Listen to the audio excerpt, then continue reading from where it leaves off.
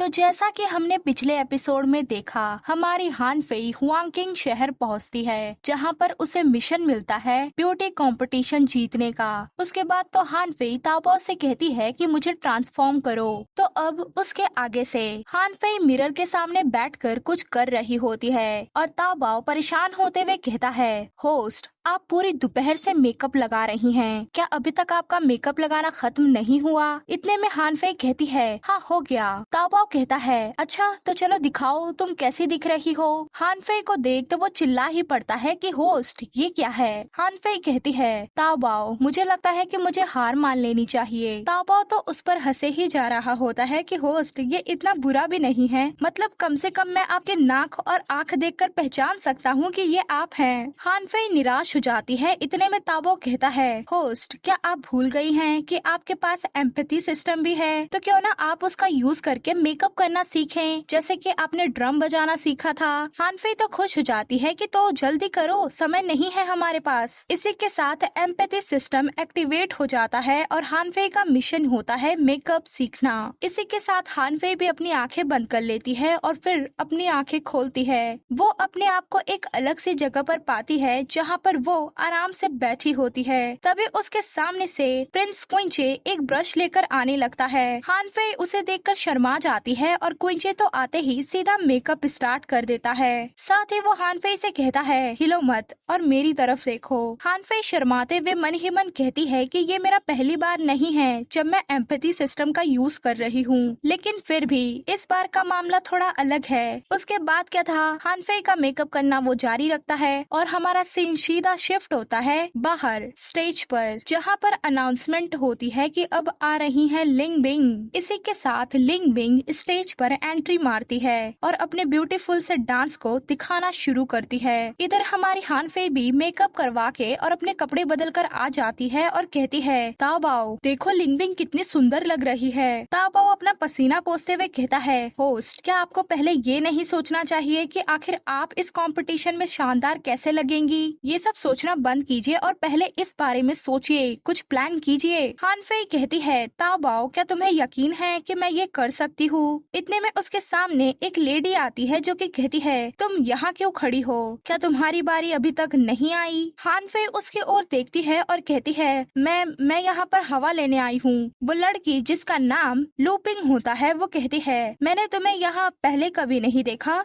तो तुम किस फ्लावर हाउस से हो? वैसे मैं ये देखने के लिए काफी एक्साइटेड हूँ कि तुम कैसा परफॉर्म करोगी। हान फेई भी घबरा जाती है और कहती है, मुझे भी नहीं पता कि मैं क्या करने वाली हूँ। लूपिंग हंसते हुए कहती है, तुम भी ना, तुम कितनी मजाकिया हो, तुमने सोचा तो होगा ही ना। हान फेई मन ही मन कहती है, अरे यार ये जाती क्यों नहीं, ये यहाँ पर टाइम पास क्यों कर रही है। इतने में वो कहती है कि खैर ऐसा लग रहा है कि लिंग बिंग ने अपना शो खत्म कर लिया, चलो देखो। हान फेई भी नीचे देखने लगती है कि हाँ क्या उसका खत्म हो गया। इतने में लूपिंग हान फेई को धक्का मार देती है। साथ ही वो कहती है, मुझे क्रूर होने के लिए दोष मत देना, इसके लिए तुम्हें अपनी सुंदरता को दोष देना चाहिए। एकमात्र इंसान जो कि फर्स्ट प्लेस पे आ सकता है वो केवल मैं हूँ। हमारी हान फेई का तो रोना ही निकल जाता है और वो गिरते हुए स्टेज से लटक रहे एक पर्दे को पकड़ लेती है। अब ये देख सारी पब्लिक को लगता है ये इसका कोई न्यू स्टंट है, जो कि हान फेई ने अपना बैलेंस उससे बना लिया होता है और वो धीरे धीरे नीचे आ रही होती है, जो देख लूपिंग भी गुस्सा हो जाती है कि ये कैसे पॉसिबल है, मैंने उसे धक्का मारा ताकि वो नीचे गिरे और उसकी बेइज्जती हो जाए। खैर हमारी हान फेई भी चौंकी होती है कि ये क्या हो रहा है। खैर छोड़ो, ऐसा सोचते हुए हान फेई अपना बैलेंस बनाने लगती है और ये सब देखकर सारी पब्लिक दीवाना हो रही होती है कि वाओ ये तो डांस में लेजेंड लगती है। लेकिन उस लेजेंड की तो फटी पड़ी होती है और वो मन ही मन कहती है, ताओबाओ जल्दी कुछ करो, मैं मर जाऊंगी। ताओबाओ कहता है, होस्ट बस आप कूदो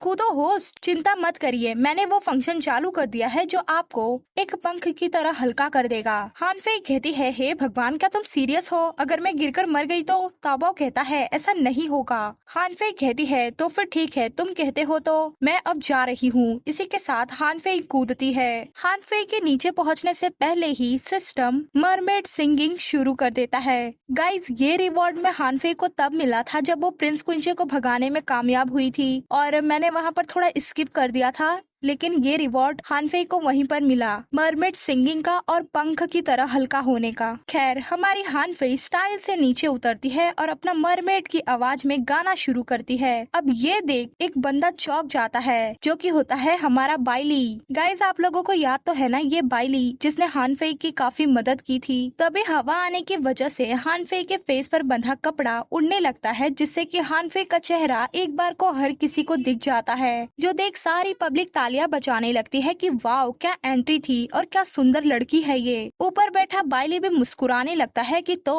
ये सचमुच तुम हो। उसके बाद क्या था, सारी पब्लिक नारा लगाने लगती है कि हानफेई ही ब्यूटी क्वीन है। और तभी सिस्टम भी अपेयर हो जाता है कि होस्ट, आपने अपना मिशन पूरा कर लिया है, जिसके लिए आपको रिवॉर्ड में 300 स्टार कॉइन्स मिलते हैं। साथ ही आपको परमानेंट मरमेड सिंगिंग का भी रिवॉर्ड मिलता है, यानी कि आप इस आवाज में कभी भी गा सकती हैं। और क्योंकि आपने इतना अच्छा परफॉर्म किया, इसके लिए आपको वजन कम करने के 3 मौके मिलेंगे। इतना सब रिवॉर्ड पाने और पब्लिक से इतना प्रशंसा पाने के बाद हानफेई वहाँ से भागने का सोचते हुए मन ही मन कहती है, अंततः मैंने ये काम खत्म कर लिया, अब तो मुझे यहाँ से निकल जाना चाहिए। इतने में एक हाथ आता है और वो हानफेई के हाथ को उठाते हुए कहता है, आज की ब्यूटी क्वीन है मिस हुआ हुआ। हानफेई भी चौंक जाती है कि अरे नहीं, मैं नहीं। लेकिन वो लेडी तो सुनती ही नहीं है और हानफेई को जबरदस्ती ले जाते हुए कहती है, तो आप सभी लोग इंतजार कीजिए, मैं मिस हुआ हुआ को आराम कराने के लिए ले जा रही हूँ। हानफेई मन ही मन कहती है कि मिस हुआ हुआ, ये क्या बकवास है। ये मैडम जानती है कि मैं यहाँ से नहीं हूँ, इसलिए वो मुझे मेहमानों का स्वागत करने के लिए मजबूर करेगी। इतने में वो लेडी यानी कि मैडम भी हानफेई के कान के पास धीरे से कहती है, मेरे साथ आओ, एक वीआईपी तुमसे मिलने के लिए ऊपरी मंजिल पर इंतजार कर रहा है, तुम भी अमीर बन जाओगी। इसी के साथ वो हानफेई को धक्का मारते हुए ऊपर ले जाती है और कहती है, चलो जाओ यहाँ। और इसी के साथ वो कहती है, सर मैं इसे ले आई। सामने बाइली होता है, जिसे देख हानफेई के भी पसीने छूट जाते हैं कि क्या बाइली, और आखिर ये यहाँ पर क्यों है, कहीं ये मुझे पहचान तो नहीं लेगा ना। नहीं, मैं इसे खुद को पहचानने नहीं दे सकती। उसके बाद तो हानफेई आराम से कहती है, मैं तुम्हारे लिए क्या कर सकती हूँ। बाइली कहता है, क्या मैं तुम्हारा नाम जान सकता हूँ। हानफेई कहती है, मेरा नाम हुआ हुआ है। ये सुन वो मैडम मन ही मन कहती है कि क्या सच में इसका नाम हुआ हुआ है। बाइली मन ही मन कहता है, हालांकि तुम पतली हो, लेकिन फिर भी मुझे यकीन है कि तुम वही हो। उसके बाद तो वो कहता है, मिस हुआ हुआ, क्या आप हानफेई नाम की किसी लड़की को जानती हैं? हानफेई के पसीने छूट जाते हैं कि क्या ये सच में मुझे पहचान गया है। हानफेई झूठ बोलते हुए कहती है, ये कौन है, मैं उसे नहीं जानती, मेरी तबीयत थोड़ी ठीक नहीं है, इसलिए मुझे अभी जाना होगा। लेकिन बाइली तो हानफेई के हाथ को पकड़ लेता है कि रुक जाओ। हानफेई मन ही मन कहती है कि ओ नो, ये एक ब्रोथल है और ये आदमी एक प्रिंस है, तो ये ऐसी जगह पर ऐसे किसी से कैसे उलझ सकता है। ये सोचते हुए हानफेई कहती है कि प्लीज मुझे जाने दीजिए। लेकिन बाइली उस मैडम से कहता है कि चाहे कितना भी पैसा क्यों न लगे, लेकिन मैं मिस हुआ हुआ को फिरौती में ले लूंगा। मैडम तो खुश हो जाती है कि अरे वाह, ये तो अच्छी बात है। लेकिन हमारी हानफेई घबरा जाती है कि ओ नो, ये तो बिल्कुल ठीक नहीं हो रहा। इतने में वहाँ पर प्रिंस क्विंचे आ जाता है और कहता है, मैंने उसे पहले ही खरीद लिया है। अब उसे देखकर तो हानफेई भी चौंक जाती है कि ओ नो, प्रिंस क्विंचे यहाँ कैसे आ गया, और कहीं इसने भी तो मुझे पहचान नहीं लिया ना। लेकिन अभी मैं बहुत गुस्से में हूँ, मैं क्या कोई खरीदने की चीज हूँ। लेकिन ये दोनों तो एक दूसरे को घूरना ही शुरू कर देते हैं और हानफेई मन ही मन कहती है कि मुझे लगता है कि अब मुझे अपनी पूरी ताकत का इस्तेमाल करके इनके सामने एक मूर्ख बनना होगा। और बेचारी वो मैडम इन दोनों को शांत कराने की कोशिश कर रही होती है और कहती है, आप दोनों बोली क्यों नहीं लगाते, जो भी ज्यादा पैसे लगाएगा वो इस लड़की को ले जाएगा। क्विंचे हानफेई को अपनी ओर खींच लेता है और कहता है, क्या बोली लगाऊं, ये मेरी वुमेन है, इसने बस तुम्हारे साथ धोखेबाजी की, ये किसी और का नाम यूज करके इस ब्यूटी कंपटीशन में शामिल हुई, तुम इससे खुद सच्चाई पूछ सकती हो, कि चाहो तो खुद जाकर चेक कर लो। हानफेई ये सुन चौंक जाती है और कहती है, हाँ हाँ लॉर्ड, मुझे माफ कीजिए। ये सुन मैडम मन ही मन कहती है, तो क्या सच में ये इसकी कॉन्क्यूबाइन है? वैसे इस आदमी से उलझना थोड़ा नामुमकिन सा लगता है, मैं क्या कर कर सकती हूँ। खैर क्विंची तो कहता है चलो। हानफेई भी रेडी हो जाती है कि हाँ, लेकिन पीछे से बाइली एक बार फिर से हानफेई का हाथ पकड़ लेता है कि नहीं, तुम नहीं जा सकती। अब ये देख क्विंची भड़क जाता है कि क्या कहा तुमने। अब उन दोनों को फिर से आंखों ही आंखों में लड़ते देख हानफेई कहती है क्या तुम दोनों मेरे हाथ को छोड़ सकते हो, क्योंकि मुझे लगता है कि मेरा हाथ टूट जाएगा। सच में असल में इन दोनों ने गुस्से में हानफेई के हाथ को पकड़ लिया था और उसे अपनी अपनी ओर खींच रहे थे। खैर ये सुनने के बाद तो बाइली तुरंत ही हाथ छोड़ देता है और क्विंचे हानफेई को अपने साथ वहाँ से ले जाता है। पीछे से बाइली चिल्लाते हुए कहता है कि हानफेई, लेकिन वो मैडम उसे रोक लेती है कि सर आप कोई और दूसरी लड़की क्यों नहीं चुनते।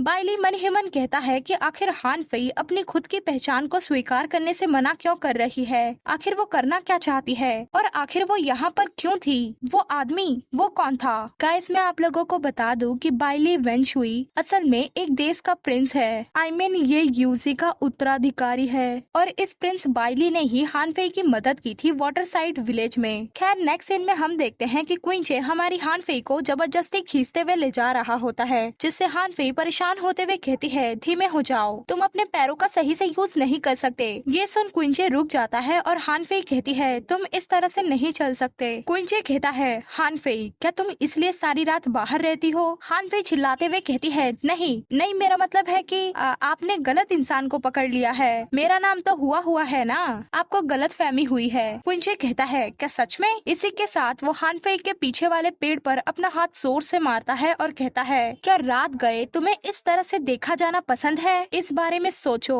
और मुझे बताओ कि तुम असल में हो कौन। हानफेई कहती है तुमने मुझे कैसे ढूंढा। क्विंचे कहता है आखिर तुम वैसी जगह पर गई क्यों थी। हानफेई चुप हो जाती है और फिर कहती है मैं वहाँ कुछ करने गई थी। क्विंची तो सीधा हानफेई के मुंह को पकड़ लेता है कि क्या बात है। हानफेई कहती है कुछ ऐसा काम था जो तुम्हारी मदद कर सकता है। क्विंची कहता है आखिर तुम इतना स्लिम कैसे बन गई, क्या राज है तुम्हारे इतना पतला होने के। हानफेई खुशी से लहराते हुए कहती है मेरे पास एक मेडिसिन है जो मुझे इस तरह में बदल सकती है, क्या मैं तुम्हें सुंदर नहीं दिखती। क्विंची कहता है तुम वापस नॉर्मल कब होगी। ये सुन हानफेई का पोपट हो जाता है और क्विंचे करीब आकर हानफेई का फेस ही पकड़ लेता है कि तुम गंदी लग रही हो, चलो अपने नॉर्मल रूप में आ जाओ। हानफेई कहती है तुम क्या बोल रहे हो, मैंने उस ब्यूटी कंपटीशन को जीता है। क्विंचे कहता है वे लोग अंधे हैं। इतने में सिस्टम कहता है होस्ट आपका ट्रांसफॉर्म खत्म होता है और क्विंचे भी हानफेई के फेस पे से मेकअप मिटाने की कोशिश कर रहा होता है। हानफेई मन ही मन कहती है कि अरे नहीं, अगर मैं इसके सामने चेंज हो गई तो क्या ये अजीब नहीं लगेगा। लेकिन इतने में होता है धमाका और हमारी हानफेई फिर से पहले वाली हानफेई यानी मोटी हानफेई बन जाती है और उसे ऐसे देख क्विंचे कहता है हानफेई मुझे ये पसंद नहीं है। हानफेई शर्माते हुए कहती है ठीक है तो मैं ऐसा कुछ दोबारा नहीं करूंगी। ये सुन क्विंचे भी खुश हो जाता है और हानफेई के सर पे किस करता है, जिससे हानफेई भी शर्माने लगती है और क्विंचे कहता है कि दोबारा मत करना। इतना कह वो हानफेई के कंधे पर ही ढह जाता है। हानफेई घबरा जाती है कि क्विंचे तुम्हें क्या हो गया, क्या तुम ठीक हो। अरे नहीं तुम्हें तो बुखार है। तो इसी सीन के साथ हमारा आज का ये चैप्टर यहीं पर कंप्लीट होता है। आप लोगों को ये चैप्टर कैसा लगा कमेंट में बताइए, लाइक कीजिए, शेयर कीजिए और प्लीज सब्सक्राइब कर लीजिए।